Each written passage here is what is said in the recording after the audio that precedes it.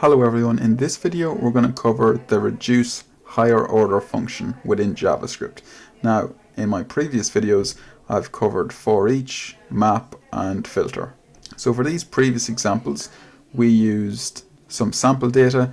Our sample data was a list of salaries, and I'm going to use the exact same data for this video just to help people follow along that have watched the previous videos. I don't want you to get caught up on the data that we're using. I want you to focus more on the implementation and what the syntax looks like and what we can do with higher order functions within JavaScript.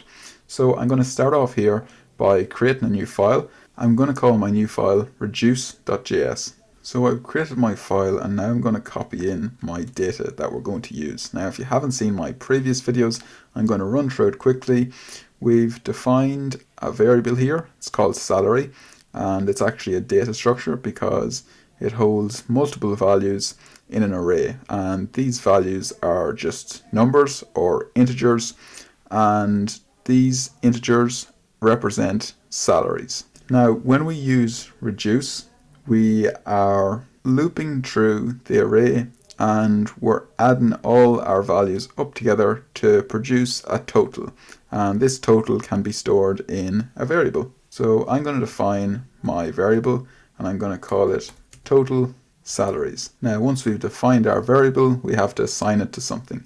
So what we want to do is we want to go and look at whatever array we want to perform our reduce operation on. So the array that we want to perform our reduce operation on is salary. So we can grab salary here, we can paste it down there, and then we just do dot reduce. Now once we type reduce, reduce is a method, and this method takes in a callback function. So we need to pass in a function as our parameter. So we do this by typing the keyword function, and now we need to type in some parameters for our reduce method. So there's two different parameters that we need to take in. Our first parameter is going to actually be the total, and then the second parameter is going to be the salary iteration that we're on. Now if this doesn't make much sense to you, it will in a second. So as I said, the first parameter that we're going to pass in is a total, and you might be thinking, why are we passing in a total if the whole idea of reduce is to get a total? Well, we're not actually passing in a total as in the total value. We're passing in a variable where we're going to store our total. So this is just going to be a variable that we're going to use that we can return that will actually give us the total. So there's no work on our behalf to get the total. So we'll just put in total here, and our second parameter will be the iteration of our salary. So it could be 25,000, 32,000, 50,000, and so on and so on. We're going to represent this by the letter S because S is the first letter in salary. Now after we've defined our parameters, we want to go into our block of code, and this will be what we will actually be doing when this callback function is called.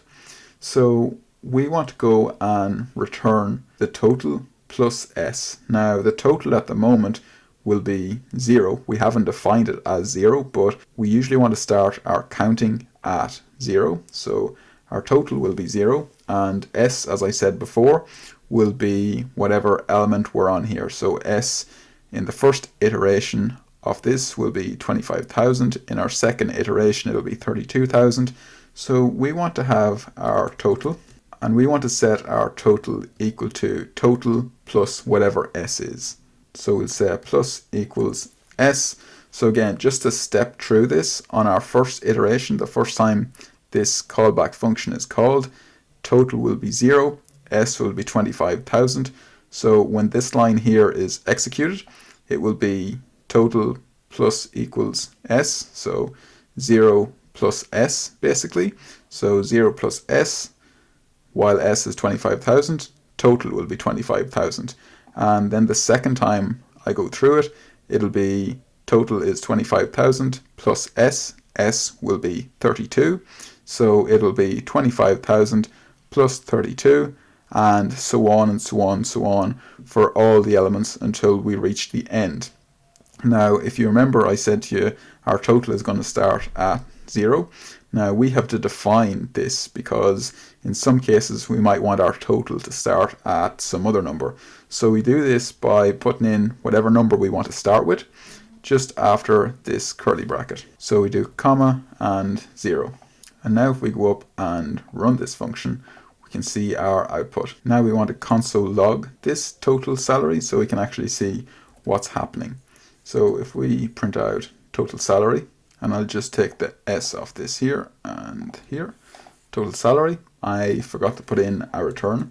Remember, when we are calling our callback function, we need to not only calculate our total, but we need to return that. So now when I put in my keyword return, and I go and run this again, we should get our output as 499,000. And I've actually done the calculation on this. I've added all these numbers up, and it does in fact turn out to be 499,000. But you can check this yourself if you want. Now, like in our previous videos, this is one way of doing this, but we can also make this shorter by using arrow functions. And this is available within ES6. So ES6 is a version of JavaScript. I believe it came out in 2016, maybe 2015. It's not fully supported by all browsers just yet, but most of them support it. And you can still use this new syntax even if your browser doesn't support it. You can use a transpiler like Babel or something like that to allow backwards compatibility and usability for older browsers. So to do this, the first thing we want to do is get rid of this function keyword. Now, in some of the previous videos, you would have seen me getting rid of these two round brackets here. We can't do this time because we're taking in two parameters. In some of our previous examples, we were only taking in one parameter, so we could in fact get rid of these round brackets, but don't do that this time or you will run into an error. Now, the next thing we can do is take away these curly brackets. So we can take away our curly brackets, and we can also take away our return keyword, and we can bring our total up to the next line. And now we want to go and use our fat arrow. So we place our fat arrow here, and we can bring all this up to the next line, and we can leave it like so. So this to me looks a little bit more readable or understandable. So just to check to make sure that we're getting the right result, I'm going to go and run this. And you can see when I run this again, I get the exact same output. Now, some of you may argue that it's easier to read the other way. I know for most of the other higher order functions like filter, for each, and map, it's definitely much easier for me to read and write using arrow functions. For reduce, I can see somewhat of a benefit of having it the more traditional way, but it really just boils down to personal preference and what you like using or what your team like using. It's always good to follow the standards of whoever you're working with. So I hope you learned how to use reduce, the higher order function in JavaScript. If you liked the video, give it a like, subscribe if you want to see more of this type of content, and have a good day.